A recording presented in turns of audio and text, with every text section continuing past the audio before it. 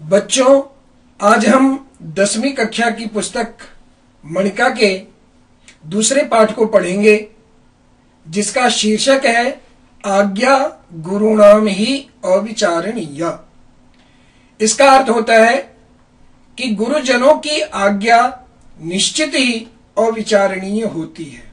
मतलब श्रेष्ठ लोग, बड़े लोग, माता पिता जो भी बात कहते हैं उसके ऊपर ज्यादा हमें सोच विचार नहीं करना चाहिए, क्योंकि वो जो भी बात कहते हैं अनुभव के आधार पर कहते हैं और बच्चों के हित के लिए ही कहते हैं। इसीलिए उन बातों के ऊपर ज्यादा हमें टीका टिप्पणी नहीं करनी चाहिए, ज्यादा सोच विचार नहीं करना चाहिए।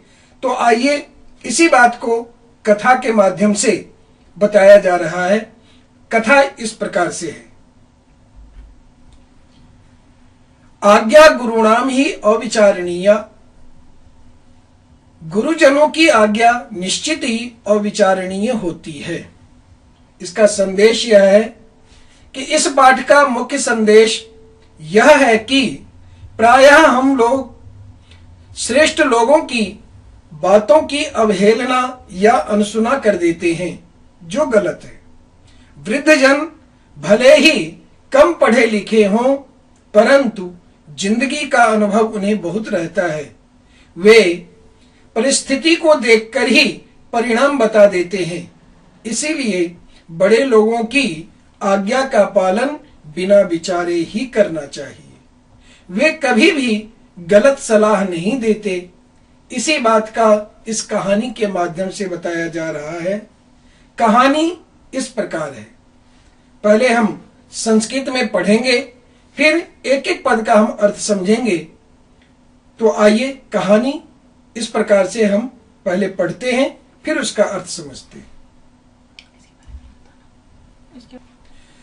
अब कहानी संस्कृत में इस प्रकार है, आप एक एक शब्द को ध्यान से सुनिए। कस्मिंश्चित् नगरे चंद्रो नाम भूपतिः प्रतिवसति स्म।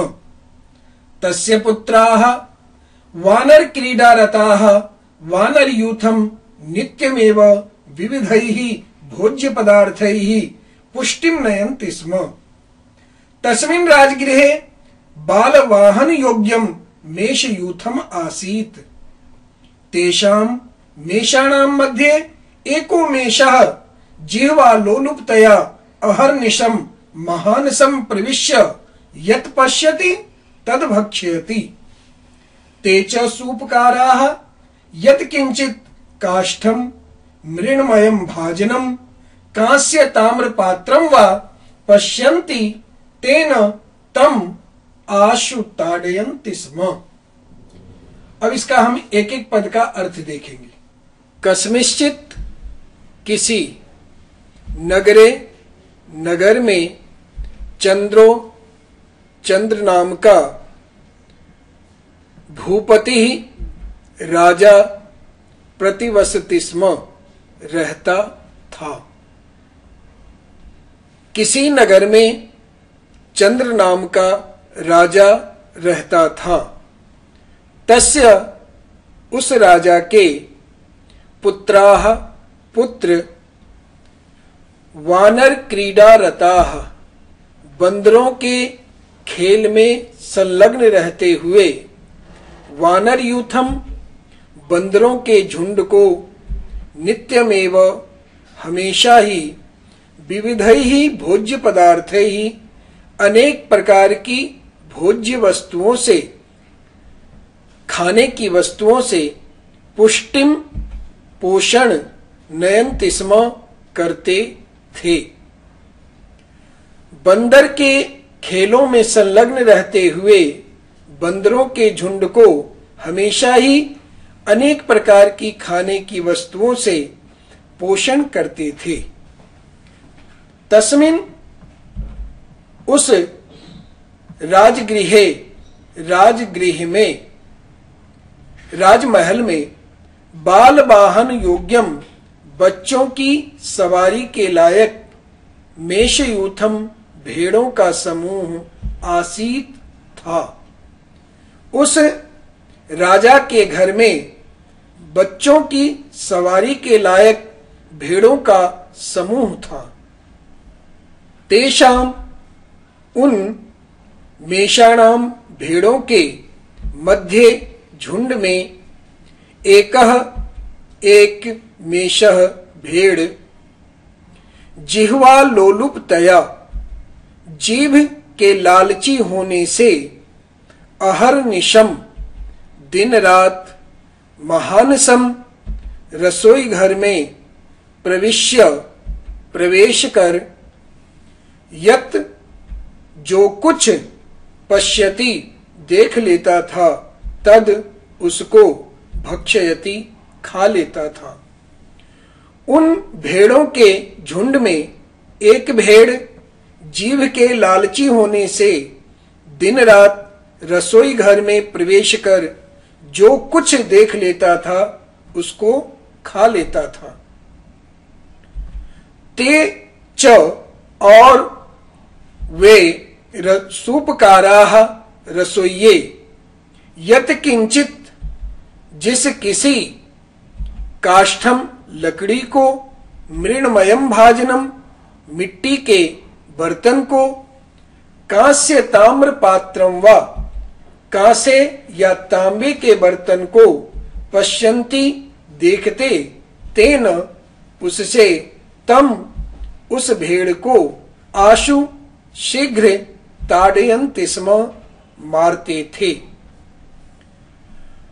और वे रसोइये जिस किसी लकड़ी को मिट्टी के पात्र को कांसे या तांबे के बर्तन को देखते उससे उसको यानी उस भेड़ को शीघ्र ही यानी उसी समय मार देते थे। आगे पीछे नहीं देखते थे कि उसका क्या परिणाम होगा क्या नहीं होगा। वो इतने गुस्से में रहते थे कि जो उनके हाथ में आता था उसी से उस भेड़ को पीटने लग जाते थे। अब इसका पूरा अर्थ इस प्रकार से है। किसी नगर में चंद्र नाम का राजा रहता था। उसके पुत्र बंदरों के साथ खेल में मग्न होकर बंदरों के झुंड का हमेशा ही अनेक प्रकार के भोज्य पदार्थों से यानी खाने पीने की वस्तुओं से पोषण किया करते थे। उस राजभवन में बच्चों की सवारी के योग्य एक भेड़ों का समूह भेड़ों का झुंड भी था।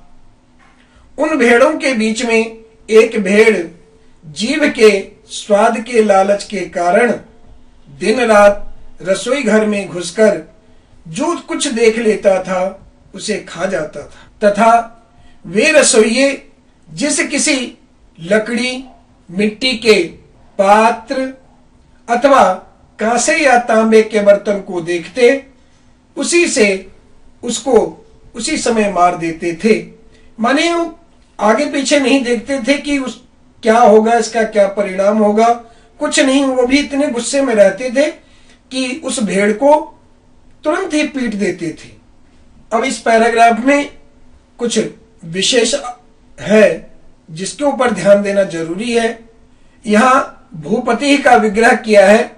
भुवः पति भूपति, इसमें षष्ठी तत्पुरुष समास है। पुत्राः ये विशेष्य पद है। इस पद का विशेषण है वानर क्रीडा रताः। अहर्निशम का विग्रह होगा अहश्च निशाच अनयोः समाहारः। अहर्निशम इसमें द्वंद्व समास है। इस पैराग्राफ में जो तम सर्वनाम आया है वो किसके लिए प्रयुक्त हुआ है? भेड़ के लिए, यानी इसका उत्तर होगा मेषाय, मेष के लिए, भेड़ के लिए। ताड़यन्ति स्म ये क्रियापद है, इसका कर्ता होगा सूपकारः। तो हमने देखा कि इस पैराग्राफ में यह बताया गया कि उस राजभवन में राजा के पुत्र बंदरों से खेलते हैं, बंदरों को खिलाते पिलाते हैं और वहीं पर भेड़ भी, भेड़ों का झुंड भी रहता है और एक भेड़ जो है रसोई घर में घुस जाता है। वहां रसोइये जो कुछ देखते हैं उसी से मारते हैं। तो अब उस लड़ाई को देख करके आगे क्या होता है ये देखिए आप।